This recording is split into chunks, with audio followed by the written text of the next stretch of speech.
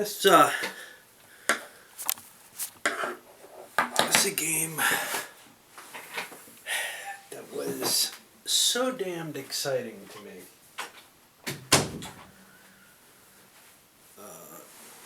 When I first got it, I wanted it so badly, and obviously I got my playing worth from it, or at least moving and damaging worth from it. I know some of that is not from playing Kingmaker itself. The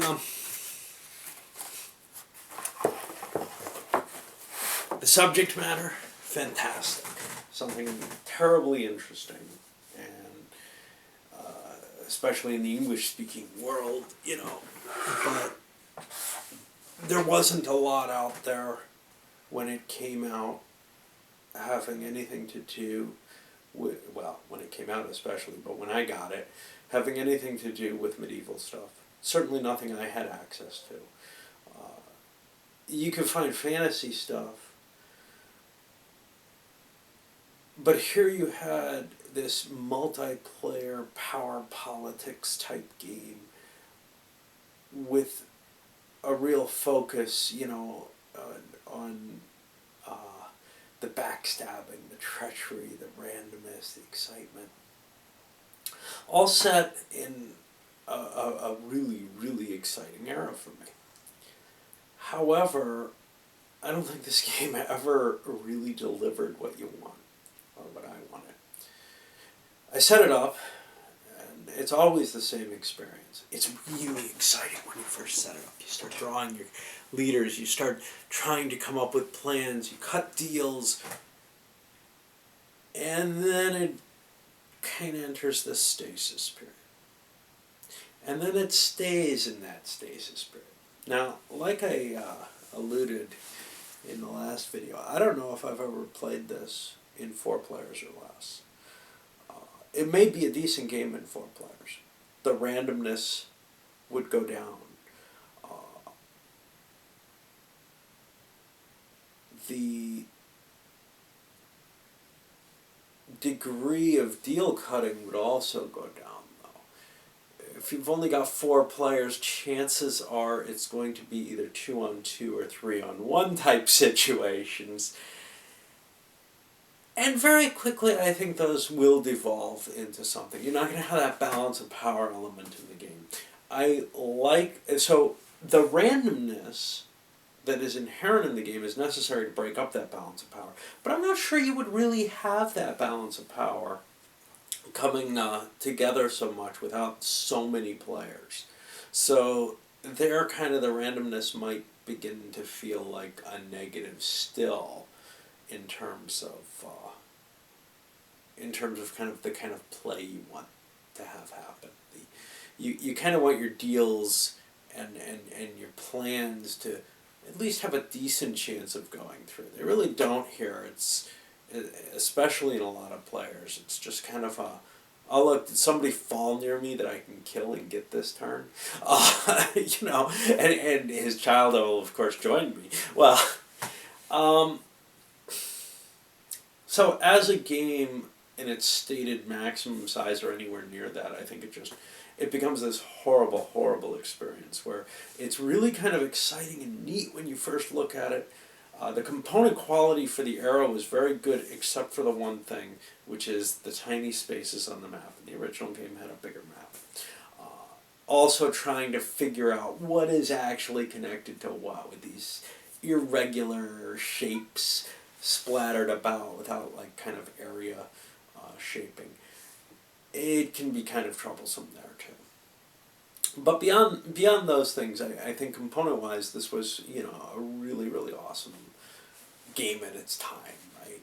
Full color shields on everything, these cards. A lot of interesting ideas there. But as an actual game, it falls so far short. So many times, I think people remember, oh, that was a fun game. And they're remembering the first hour of it. If you know me, I don't mind long games. But this one just never really catches anything interesting.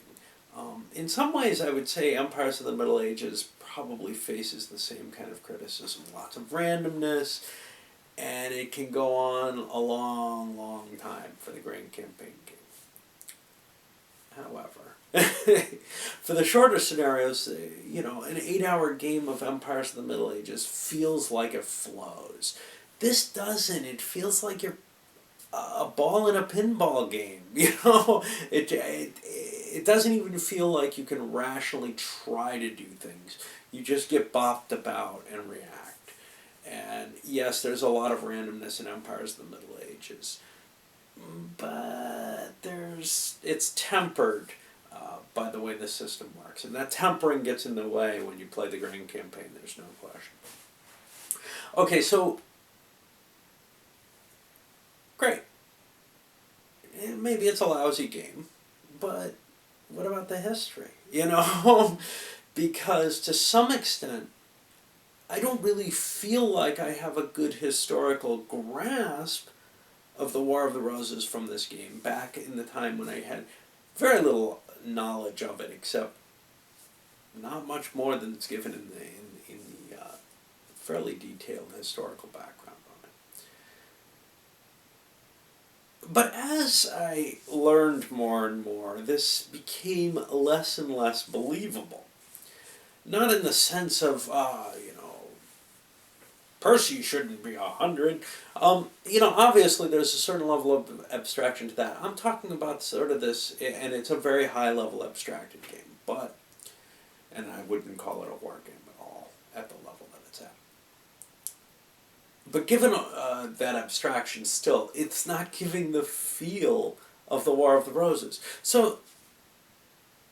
Or Wars of the Roses, if you like. One of the problems is there were these long periods of peace in the War of the Roses. For example, especially if you look at the reign of Richard III, where 4 or 5 years where England was pretty much settled, and then you have good old Mr. Tudor showing up. But even before that, you had periods of a long Edward's reign, long periods where there really weren't big armies moving around in England. Now, one of the things you can say was, well, there were long periods of this game where nothing was happening. What's your complaint? My complaint is that there's these huge forces under arms which are in stalemate, which was not ever the case, really. When armies were built up and ready, they had to be flung into each other, or they would dissipate. You had to go in, you had to raise your troops, you had to fight your battle. If you won the battle, great, you're in charge now. If you lost the battle, not so great. If you survived, you go find some place to lick your wounds. This game doesn't give that feeling. This game gives this really weird feeling of these static fortress tiles of units, which are largely just dominating the area that they're in, possibly due to local connections, which are afraid to attack each other. And then some dude goes wandering off. Yeah, I think I'll go for a little walk and see how the manor... Oh no, there's 3,000 enemy here. It feels so false. The events triggering all this stuff. And yes, you're trying to make a game, but the game doesn't represent anything about what was going on in the War of the Roses, and you feel like you're this pinball in here. This is a theme pasted on, to a mechanism that doesn't really belong anywhere, in my opinion. Now, somewhat similar to this game was the old Warrior Knights. I did a review of the new Warrior Knights, which I think is an outstanding game, but the old Warrior Knights actually somehow managed to get the flavor a little better. You didn't have people teleporting all around. It wasn't as random. You could really kind of develop your strategy, and you were out to conquer the kingdom, and it was that simple. And what I remember of that felt a lot better. The only thing that I didn't like about it was, well, it's based on, somebody smoking weed and adding a few European sounding names to a big square map and saying, yeah, fight over this. And then having real uh, non-European places to go sail to and invest in and everything. That was my only real gripe with that game. Again, it's an abstract game. It's not really a war game, but it at least gave me some sense that it made sense. Kingmaker fails in that, and it also fails to be a fun game, at least in anywhere in the 5 or up level of number of players. It just drags way too long, and there's a reason that I tore it apart to use its components, and same thing with the other game that I did that to, Middle C. Machiavelli a little less so, but with all of them, they sort of fitted together, and I felt like I could get something cooler out of them than I was getting out of the plays of this. Yes, I played a lot of Kingmaker Solitaire a long, long time ago, but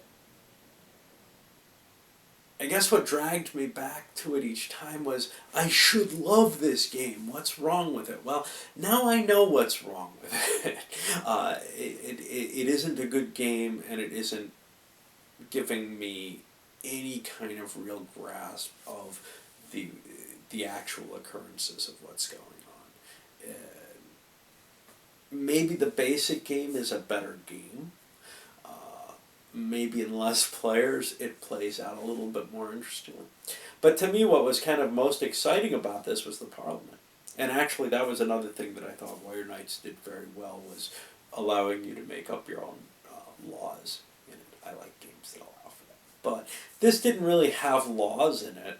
It has this other, these offices and things to assign as spoils of the Parliament. So, it's fine that it doesn't have that. It's just it just does not feel appropriate to me. That's why I say maybe the basic game is a better game, because you take away the parliamentary voting, and it just becomes sort of this, okay, you have a docket of items to assign, and you got to give them all out, and nobody votes on them or anything. They're just handed out by whoever calls the Parliament, essentially. Now, that sounds a lot less interesting to me, but it may actually make the game end a lot quicker, because somebody can get a dominating position out of a Parliament. As soon as you get your crowned royal heir or whatever, you're in good shape. Anyway, I'm sad that I don't have better to say about this one, because I wanted so much out of it way back when, and I stopped playing it for a long, long time, and this just brought it back out. Maybe my wife and I will play it and have some fun, maybe not, but it's really a game that needs some serious fixes beyond what just the added events cards do. And there's another thing on the components, the damn cards. So they're kind of this paper material, just stuff that was ripped off a card, a sheet, and these things don't necessarily hold up well. Now the SPI ones, which feel thinner and flimsier, actually shuffle better and hold up better. These suckers have a little bit more weight to them and everything, but they just kind of feel like you're trying to shuffle bread or something. They're soft, and they have this, part of it may be humidity over the years, just this kind of bleh to them, where you try to shut. But I remember them being a pain all along, and I have this split thumb because of the dry weather and the cold and everything getting to me. This happens to me every year. That's why I'm wearing a glove in part. It's also cold, but and it's really difficult to shuffle these suckers. I can't do any kind of shuffle except maybe pull them all out on the table and mash them together. They don't riffle. They don't overhand well. because they just don't penetrate one another nicely. So there's another issue, and of course the box. Man, never buy. No, this is all my. All right, that's about it for me.